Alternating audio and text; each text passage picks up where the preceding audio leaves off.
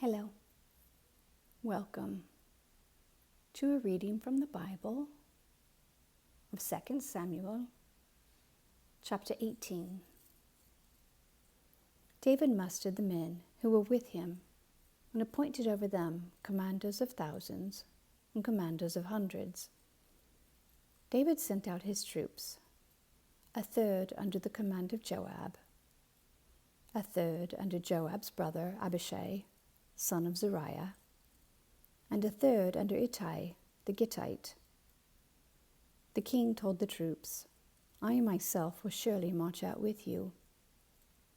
But the men said, "You must not go out. If we are forced to flee, they won't care about us. Even if half of us die, they won't care. But you are worth 10,000 of us. It would be better now for you to give us support from the city." The king answered, "I will do whatever seems best to you." So the king stood beside the gate, while all his men marched out, in units of hundreds and of thousands. The king commanded Joab, Abishai, and Ittai, "Be gentle with the young man Absalom for my sake." And all the troops heard the king giving orders concerning Absalom to each of the commanders. David's army marched out of the city to fight Israel, and the battle took place in the forest of Ephraim. There, Israel's troops were routed by David's men, and the casualties that day were great, 20,000 men. The battle spread out over the whole countryside, and the forest swallowed up more men that day than the sword. Now Absalom happened to meet David's men. He was riding his mule, and as the mule went under the thick branches of a large oak, Absalom's hair got caught in the tree. He was left hanging in mid-air, while the mule he was riding kept on going. When one of the men saw what had happened, he told Joab, "I just saw Absalom hanging in an oak tree." Joab said to the man who had told him this, "What? You saw him? Why didn't you strike him to the ground right there? Then I would have had to give you 10 shekels of silver and a warrior's belt." But the man replied, "Even if 1,000 shekels were weighed out into my hands, I would not lay a hand on the king's son. In our hearing the king commanded you, and Abishai, and Ittai, protect the young man Absalom for my sake. And if I had put my life in jeopardy, and nothing is hidden from the king, you would have kept your distance from me." Joab said, "I'm not going to wait like this for you." So he took 3 javelins in his hand and plunged them into Absalom's heart, while Absalom was still alive in the oak tree.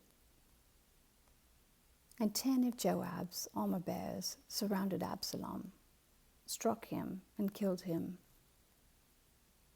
Then Joab sounded the trumpet, and the troops stopped pursuing Israel, for Joab halted them. They took Absalom, threw him into a big pit in the forest, and piled up a large heap of rocks over him. Meanwhile, all the Israelites fled to their homes. During his lifetime, Absalom had taken a pillar and erected it in the king's valley as a monument to himself, for he thought, "I have no son to carry on the memory of my name." He named the pillar after himself, and it is called Absalom's monument to this day. Now Ahimaaz, son of Zadok, said, "Let me run and take the news to the king that the Lord has vindicated him by delivering him from the hand of his enemies." "You are not the one to take the news today," Joab told him.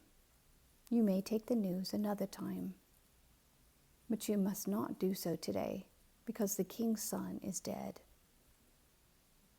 Then Joab said to a Cushite, "Go, Tell the king what you have seen."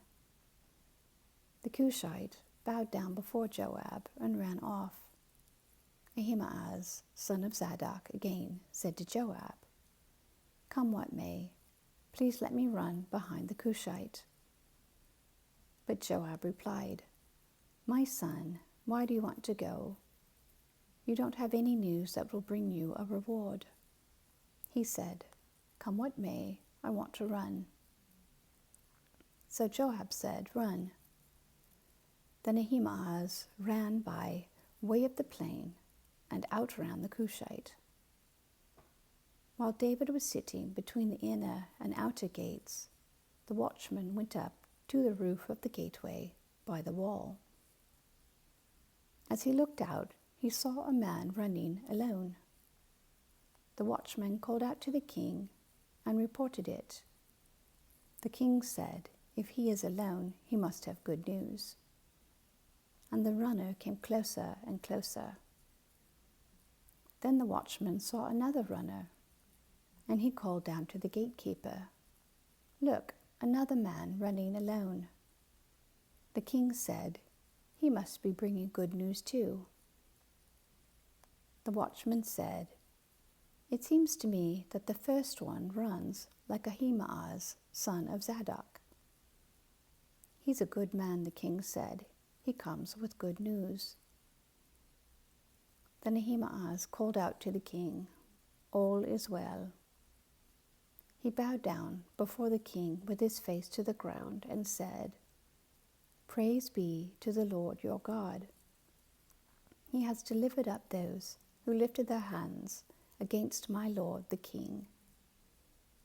The king asked, "Is the young man Absalom safe?" Ahimaaz answered, "I saw great confusion, just as Joab was about to send the king's servant and me, your servant, but I don't know what it was."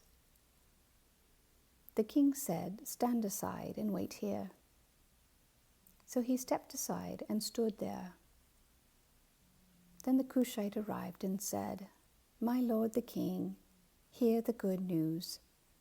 The Lord has vindicated you today by delivering you from the hand of all who rose up against you." The king asked the Cushite, "Is the young man Absalom safe?" The Cushite replied, "May the enemies of my lord the king and all who rise up to harm you be like that young man." The king was shaken.